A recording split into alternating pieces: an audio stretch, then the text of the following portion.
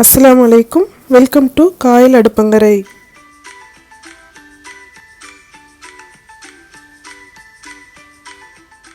இன்னைக்கு நம்ம பார்க்க போகிறது பரோட்டா சப்பாத்திக்கு ஏற்ற மாதிரி ஒரு பன்னீர் ரெசிபி தான் பார்க்க போகிறோம். ஷாஹி பன்னீர். இந்த டிஷ் நார்த் இந்தியாவில் ரொம்பவே ஃபேமஸான ஒரு டிஷ். இதோட டேஸ்ட் பார்த்தீங்கன்னா சொல்லவே வேண்டாம், அப்படி இருக்கும். ரொம்பவே ரிச்சான ஃப்ளேவர் அண்ட் டேஸ்ட்டில் இருக்கும். ஏன்னா இதோட ஆரிஜின் அப்படி. ஷாஹி பன்னீரோட ஆரிஜின் பார்த்தீங்கன்னா முகலாய் குசின்லேருந்து வந்திருக்கு. ஷாஹி அப்படின்னா ராயல் பீப்புள் அண்ட் அவங்களோட ராயலிட்டியை குறிக்குது. இது நிறைய ஸ்பைசஸ் யூஸ் பண்ணி ரொம்பவே ஃப்ளேவர்ஃபுல்லாக இந்த டிஷ் பண்ணியிருக்காங்க. இப்போ இதை எப்படி பண்ணுறதுன்னு நம்ம பார்க்கலாம். ஃபஸ்ட்டு ஸ்டவ்வில் நான் ஒரு பேன் வச்சுருக்கேன். அது ஹீட் ஆனதும் அதில் ஒரு 2 இல்லை 3 டேபிள் ஸ்பூன் அளவுக்கு பட்டர் சேர்த்துக்கோங்க. பட்டர் நல்லா ஹீட் ஆகி மெல்ட் ஆனதும் நான் இதில் ஒரு 2 வெங்காயத்தை நல்லா ரஃப்பாக சாப் பண்ணி சேர்த்துக்கிறேன். ரஃப்பாக சாப் பண்ணாலே போதும், நம்ம இதை எப்படியும் கிரைண்ட் பண்ண தான் போகிறோம். அப்புறம் 2 தக்காளியும் ரஃப்பாக சாப் பண்ணி சேர்த்துக்கோங்க. இதில் ஒரு வெங்காயம் 200 கிராம், தக்காளி 200 கிராம் இருக்குது. நான் பன்னீர் 250 கிராம் அளவுக்கு எடுத்திருக்கேன். அப்புறம் இதில் ஒரு பீஸ் பட்டை, ஒரு 3 கிராம்பு, 2 ஏலக்காய், ஒரு பாதி ஸ்டார் அனீஸ் சேர்த்துக்கோங்க. இது கூட நான் ஒரு 7 கேஷ்யூ, 7 பாதாம் சேர்த்துக்கிறேன்.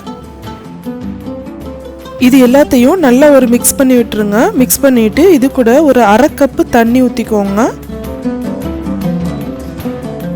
இதை மூடி போட்டு இப்போ நம்ம வேக வச்சிடலாம். தக்காளி எல்லாமே நல்லா மேஷ் ஆகிற அளவுக்கு வேகணும். இப்போ பாருங்க, வெங்காயம் தக்காளி எல்லாமே நல்லா வெந்திருக்கு. இந்த டைமில் நம்ம இங்கே ஸ்விட்ச் ஆஃப் பண்ணிவிட்டு இதை அப்படியே ஆற வச்சிடலாம் கொஞ்சம் நேரத்துக்கு. ஒரு 15 மினிட்ஸ்க்கு மேலே ஆயிடுச்சு. இப்போ இது எல்லாமே நல்லா கூல் ஆயிடுச்சு. இப்போ இதை நம்ம ஒரு மிக்ஸி ஜாரில் சேர்த்து கிரைண்ட் பண்ணிடலாம். மிக்சியில் எப்போவுமே எதுவும் நீங்கள் கிரைண்ட் பண்ணுறப்போ சூடாக இல்லாமல் பார்த்துக்கோங்க, அதுதான் நல்லது.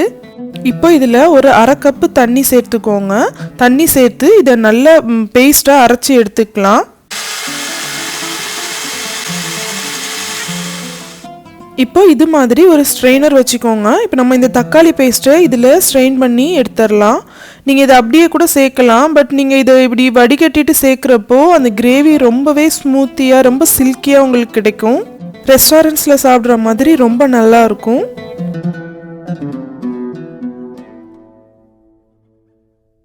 இதில் பாருங்கள், நம்ம இந்த மாதிரி வடிகட்டி எடுக்கிறப்போ தக்காளியில் உள்ள தோல், பாதாம் தோல், நம்ம சரியாக அறப்படாத பீசஸ் எல்லாமே இதில் வந்துருச்சு. இப்போ இந்த ஆனியன் டொமேட்டோ பேஸ்ட்டும் நல்லா சில்கியாக கிடச்சிருச்சு நமக்கு. இப்போ ஸ்டவ்வில் ஒரு பேன் வச்சுக்கோங்க. அது ஹீட் ஆனதும் ஒரு 3 டேபிள் ஸ்பூன் அளவுக்கு பட்டர் சேர்த்துக்கோங்க. பட்டர் ஹீட் ஆனதும் இதில் 1 டீஸ்பூன் ஷாஹி ஜீரா சேர்த்து ஃப்ரை பண்ணிக்கோங்க. ஷாஹி ஜீரா இல்லைன்னா நீங்கள் நார்மல் ஜீராவும் சேர்த்துக்கலாம். ஒரு பே லீஃபும் சேர்த்துக்கோங்க. 1 டேபிள் ஸ்பூன் இஞ்சி பூடும் சேர்த்து ஃப்ரை பண்ணிக்கலாம். அது இஞ்சி பூடோட பச்சை வாசனை போகிற வரை.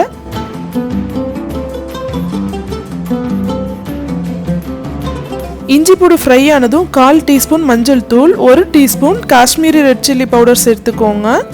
மசாலாவை லைட்டாக இந்த ஆயிலில் நல்லா மிக்ஸ் பண்ணி விட்டுருங்க. மிக்ஸ் பண்ணதும் உடனே நம்ம இப்போது ஆனியன் டொமேட்டோ பேஸ்ட்டை இதில் சேர்த்துடலாம். மசாலா ரொம்ப பர்ன் ஆயிராமல் பார்த்துக்கோங்க. இப்போ நான் இதில் சாஃப்ரான் வாட்டர் சேர்த்துக்கிறேன். இதில் 1 பிஞ்சு சாஃப்ரானை கொஞ்சம் நேரம் ஹாட் வாட்டரில் போட்டு நான் ஊற வச்சுருக்கிறேன். நம்ம இந்த சாஃப்ரான் சேர்க்கறதுனால இந்த கிரேவிக்கு நல்ல ஒரு கலர் கொடுக்கும். அது மட்டும் இல்லாமல் நல்ல ஒரு ரிச் ஃப்ளேவர் அண்ட் டேஸ்ட் இருக்கும். இப்போ கிரேவிக்கு தேவையான அளவுக்கு உப்பு சேர்த்துக்கோங்க. ஒரு 1/2 teaspoon red chilli powder, 1/2 teaspoon coriander powder, 1/2 teaspoon garam masala சேர்த்துக்கோங்க. 1 டீஸ்பூன் கசூரி மெத்தியும் இதில் சேர்த்துக்கோங்க. நான் ஆல்ரெடி இதை பவுடர் பண்ணி தான் வச்சுருக்கிறேன். உங்களுக்கு லீஃபாக இருந்துச்சுன்னா கையில் வச்சு நல்லா க்ரஷ் பண்ணிவிட்டு சேர்த்துக்கோங்க.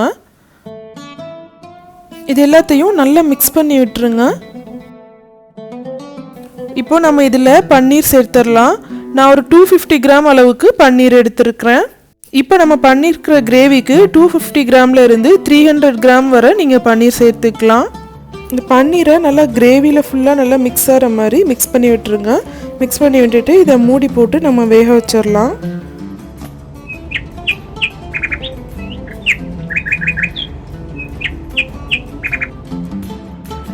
ஒரு 4 to 5 மினிட்ஸ் கழித்து நான் ஓப்பன் பண்ணியிருக்கிறேன். பன்னீர் ரொம்ப நேரம் குக் ஆகணும்னு தேவையில்லை, ஒரு 5 மினிட்ஸ் குக் ஆனாலே போதும், நல்லா சாஃப்டாக உங்களுக்கு வந்துடும். இப்போ நான் இதில் ஒரு 1/4 கப் அளவுக்கு ஃப்ரெஷ் க்ரீம் சேர்த்து நல்லா மிக்ஸ் பண்ணி விட்டுருக்கிறேன். க்ரீம் சேர்த்து மிக்ஸ் பண்ணிவிட்டு ஸ்விட்ச் ஆஃப் பண்ணிடுங்க. ஃபைனலாக இதில் ஒரு 1/4 கப் ஃப்ரெஷ் கொரியாண்டர் லீவ்ஸ் எடுத்து நல்லா ஃபைனாக சாப் பண்ணி நான் இதில் சேர்த்துக்கிறேன். சேர்த்து நல்லா மிக்ஸ் பண்ணி விட்டுருங்க. அவ்வளோதான், இப்போ ரொம்ப ரிச் ஃப்ளேவர் அண்ட் டேஸ்ட்டோட ஷாஹி பன்னீர் ரெடி ஆயிடுச்சு. இது பரோட்டா, சப்பாத்தி, நான் இது கூடலாம் வச்சு சாப்பிட்றதுக்கு ரொம்ப ஒரு டேஸ்ட்டாக இருக்கும். எல்லோரும் கண்டிப்பாக வீட்டில் ட்ரை பண்ணி பாருங்கள். ட்ரை பண்ணி பார்த்துட்டு உங்களோட ரிவ்யூஸ் என்னோட கமெண்ட் செக்ஷனில் ஷேர் பண்ணிக்கோங்க. என்னோட இந்த ரெசிபி உங்கள் எல்லாருக்கும் ரொம்ப பிடிச்சிருக்குன்னு நினைக்கிறேன். பிடிச்சிருந்தா லைக் பண்ணுங்கள், உங்கள் ஃப்ரெண்ட்ஸ் அண்ட் ஃபேமிலிக்கு ஷேர் பண்ணுங்கள். இதுவரை நீங்கள் காயலடுப்புங்கரை சேனலை சப்ஸ்கிரைப் பண்ணலன்னா சப்ஸ்கிரைப் பண்ணிக்கோங்க. பக்கத்தில் இருக்க பெல் ஐக்கானையும் கிளிக் பண்ணிக்கோங்க. இன்னொரு இன்ட்ரெஸ்டிங்கான ரெசிபியோட நெக்ஸ்ட் வீடியோவில் உங்களை மீட் பண்ணுறேன். தேங்க்யூ ஸோ மச் ஃபார் வாட்சிங்.